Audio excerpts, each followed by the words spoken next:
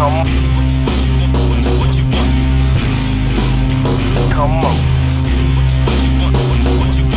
John Kramer lectured in psychology at Queen's University Belfast for over 30 years and has played an active role in applied sport and exercise psychology throughout that time. John has worked with national and international teams and athletes from over 50 sports and continues to publish widely, including his most recent best-selling book, Pure Sport.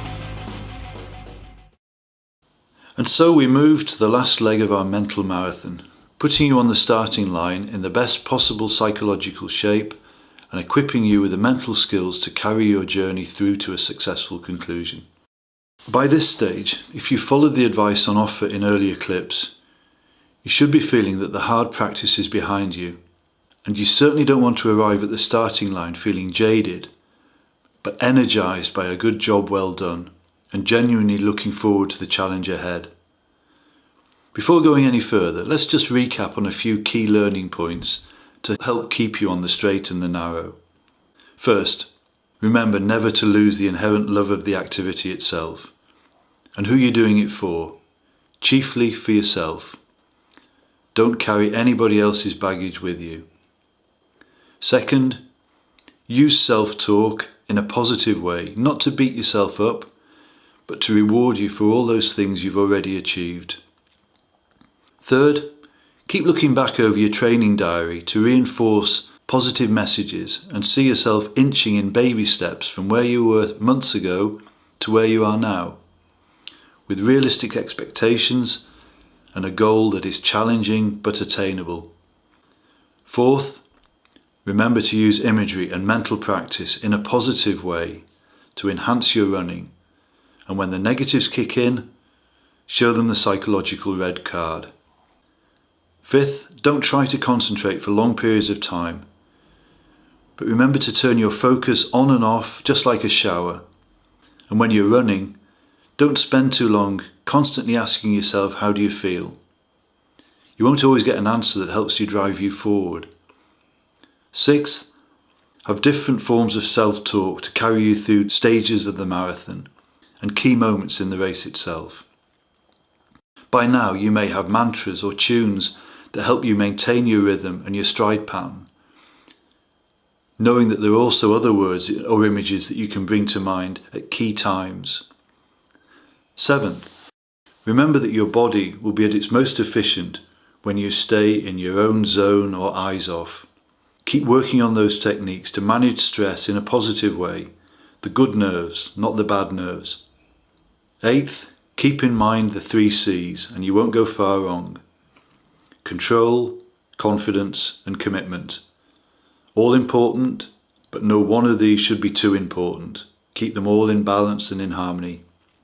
Ninth, remember that you want to arrive on the starting line as fresh and as light as possible. In other words, F it, do it, think about it.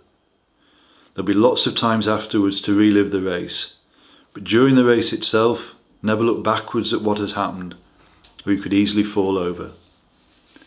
And 10th and last, make sure you give yourself permission to enjoy it, everything about it, the good, the bad, the ugly, of what is, after all, a fantastic adventure. In these final stages of preparation, it is important that you arrive at the start of the race fresh and ready. After all, there's no point in undoing all the good work you've put into this point by getting the very last part of your preparation wrong. Ideally, this last phase should begin a few days before the race itself. First of all, it's important to familiarise yourself with the route itself, either by driving, walking or jogging it. Look out for significant landmarks or parts of the route that are memorable. In this way you can start to break the race down into manageable chunks. 26 miles is a lot to take in at any one go.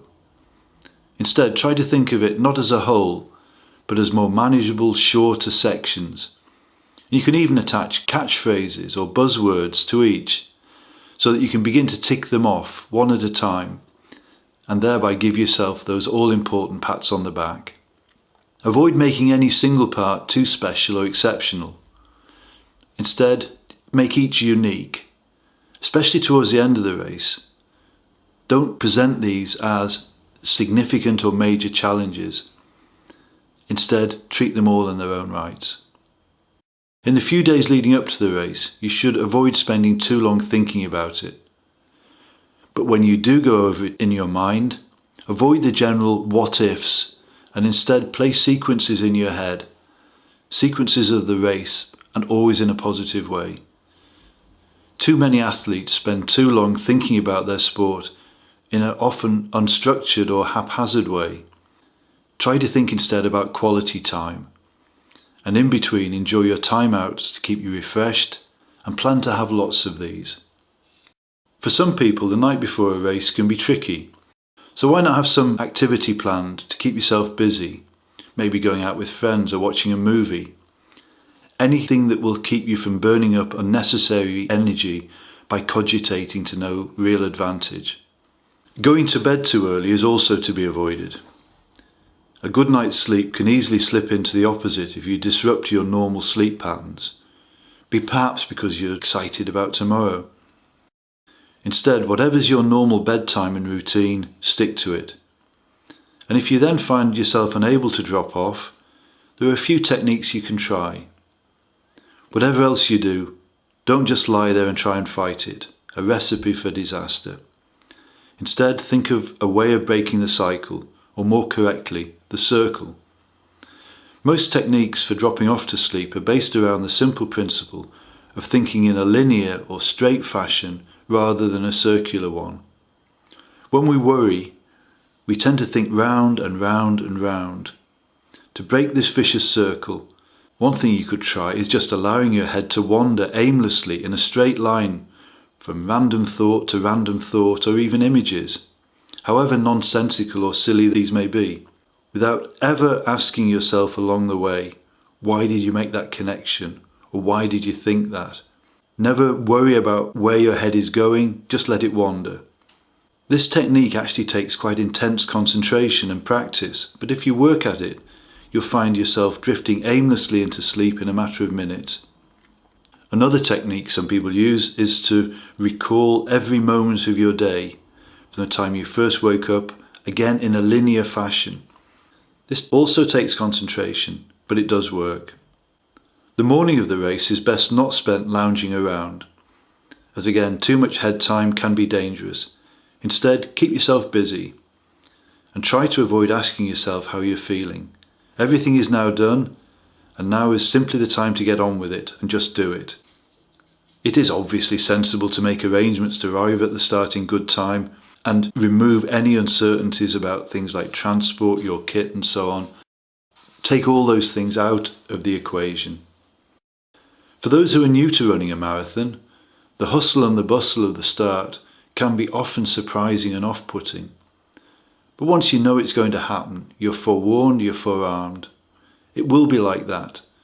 But you may have some techniques that you could bring to bear, for example, creating a little world for yourself during that time.